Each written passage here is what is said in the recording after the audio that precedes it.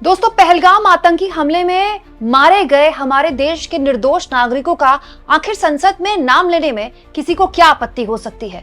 प्रियंका गांधी ने इस पूरे मुद्दे पर ऑपरेशन सिंदूर में संसद में होने वाली बहस पर अपनी बात रखी, लेकिन बात रखते रखते आखिर में जैसे ही पहलगाम आतंकी हमले में मारे गए लोगों को श्रद्धांजलि देते हुए उन लोगों के नाम प्रियंका गांधी पढ़ने लगी, संसद में सत्ता पक्ष की ओर से हंगामा होने लगा।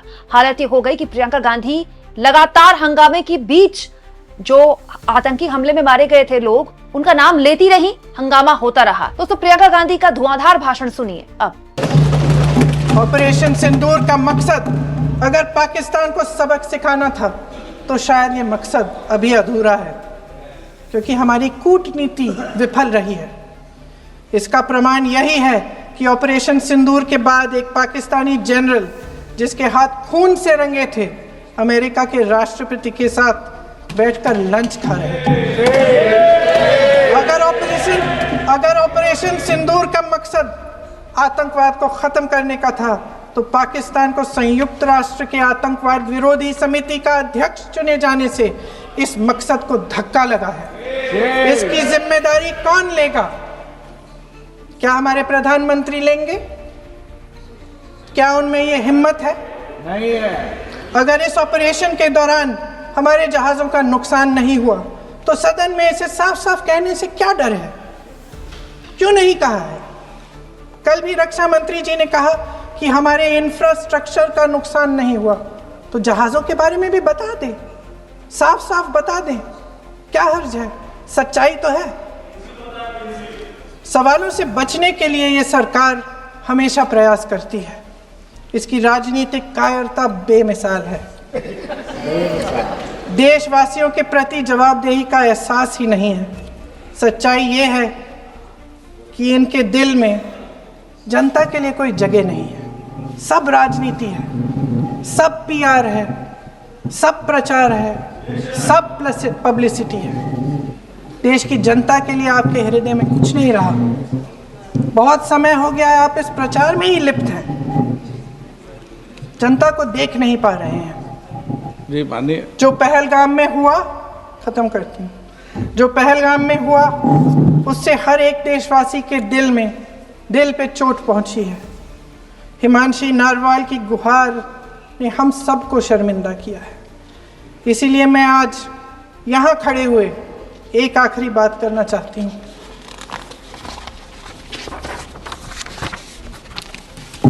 इस सदन में लगभग सभी के पास सुरक्षा है, सुरक्षा की व्यवस्था है। हम जहां भी जाते हैं हमारे साथ सुरक्षा कर्मी आते हैं। आपको भी मिल जाएगी, आप मंत्री बन जाएंगे, आपको भी मिल जाएगी। मैं मजाक की बात नहीं कर रही हूँ, थोड़ा सा धैर्य रखिए। उस दिन पहलगाम में 26 परिवार उजड़ गए। 26 लोगों को अपने परिवार के सदस्य के सामने मारा गया। 26 बेटे, पति, पिता गुजर गए। उनमें से 25 भारतीय थे।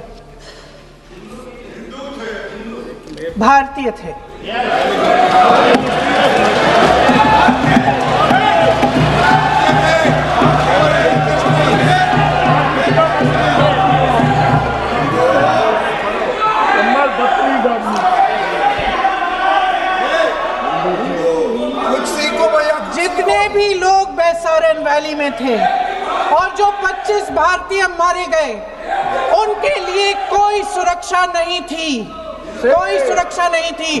आप कितने भी ऑपरेशन कर डालें, आप इस सच्चाई के पीछे छुप नहीं सकते, इसे नकार नहीं सकते। आपने उनको सुरक्षित नहीं किया।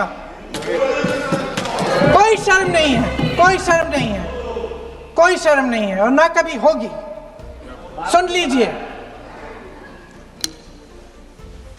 सुबह भी मैं शिव मंत्र बोल के आई हूं। इनको क्या पता शिव मंत्र क्या है? कुर्सी मंत्र। खत्म कर लूं अपना भाषण? कुर्सी मंत्र। मैं एक बार उन 25 भारतीयों के चलिए चुप रही। मैं एक बार उन 25 भारतीयों के नाम इस सदन में पढ़ना चाहती हूँ, ताकि यहाँ बैठे हर सदस्य को यह एहसास हो कि वे भी हमारी तरह इंसान थे, किसी राजनीतिक बिसात के मोहरे नहीं थे। वे भी इस देश के बेटे थे, वे भी इस देश के शहीद हैं। उनके परिजनों के प्रति हम सब की जवाबदेही बनती है, उन्हें सच्चाई जानने का हक है। समीर गुहा भारतीय, बिट्टन अधिकारी, मनीष रंजन, हेमंत सुहास जोशी, विनय नारवाल, सुशील नथनियल, अतुल श्रीकांत मोने, सैयद आदिल हुसैन शाह, माननीय मंत्री रामचंद्रन, संजय लक्ष्मण लेले, माननीय प्लीज दिनेश अग्रवाल, दिलीप दिल से, प्रशांत कुमार सतपति, JS चंद्रमौली, अब बोलिए, अब आराम से। JS चंद्रमौली, यतीश परमार, S मधुसूदन राव, माननीय सदस्य, नारेबाजी का सदन नहीं है। शैलेश कलाटिया, ये तरीका ठीक नहीं है आपका। मंजुनाथ राव, कौस्तभ गनबोटे, शुभम द्विवेदी। जय हिंद। कि पाकिस्तान में बैठे हुए इस हमले की योजना बन रही है कि हम भारत जाके हैवानियत करेंगे, 26 लोगों को मार डालेंगे और हमें पता ही नहीं है। क्या ये हमारी एजेंसियों की विफलता है कि नहीं है? ये बहुत बड़ी विफलता है, एक बहुत बड़ी विफलता है।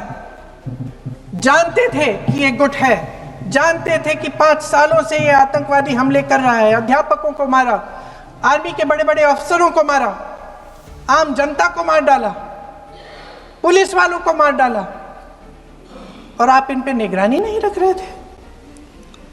और ये जो एजेंसियां हैं, इनकी जिम्मेदारी कौन लेगा? क्या IB चीफ ने अपना इस्तीफा दिया? क्या किसी ने इस्तीफा दिया? गृह मंत्री जी के कार्य क्षेत्र में आता है इंटेलिजेंस ब्यूरो। क्या गृह मंत्री जी ने इस्तीफा दिया? इस्तीफा छोड़िए, जिम्मेदारी ली।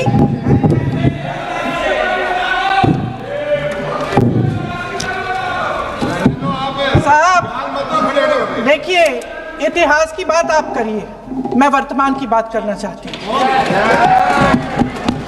आपको तो एक बहाना चाहिए, आपको तो एक बहाना चाहिए। पूरे परिवार का नाम गिनवा देते हैं। अरे अपनी जिम्मेदारी खुद लीजिए। 11 सालों के लिए तो सत्ता में आप हैं। अभी नेहरू को छोड़ नहीं रहा। कल माननीय गौरव गोगोई जी ने अपने भाषण में पूछा गृह मंत्री जी से, क्या आपकी जिम्मेदारी नहीं थी? मैं देख रही थी। राजनाथ जी, रक्षा मंत्री जी यूं यूं अपना सर हिला रहे थे, कुछ बोले नहीं।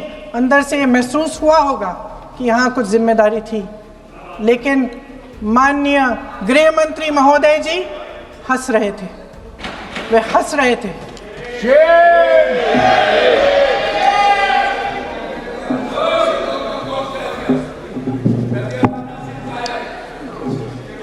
अध्यक्ष महोदय, कल सत्ता पक्ष और आज भी सत्ता पक्ष के नेताओं ने 2008 के मुंबई के हमलों का जिक्र किया, बार बार कहा कि मनमोहन सिंह जी की सरकार ने कुछ नहीं किया। ये तो जानकारी होगी ना कि उसी समय जब वो आतंकवादी हमला चल रहा था, तभी उन आतंकवादियों को मार डाला था। एक बचा था और उसको भी फांसी दे दी थी 2012 में। महाराष्ट्र के मुख्यमंत्री ने इस्तीफा दिया। देश के गृह मंत्री ने जिम्मेदारी लेकर इस्तीफा दिया। एक जवाबदेही थी पब्लिक के प्रति, एक जवाबदेही थी इस देश की जनता के प्रति, इस देश की धरती के प्रति।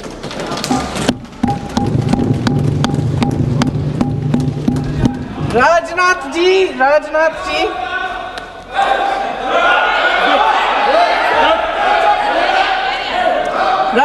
जी तो पुलवामा, उरी और पठानकोट के समय गृह मंत्री रहे थे। आज वे रक्षा मंत्री हैं और हमारे गृह मंत्री महोदय श्री अमित शाह जी के नाक के नीचे पूरा मणिपुर जल गया, दिल्ली में दंगे हुए, पहलगाम में हमला हुआ और आज भी वे उसी पद पर बैठे हैं। क्यों?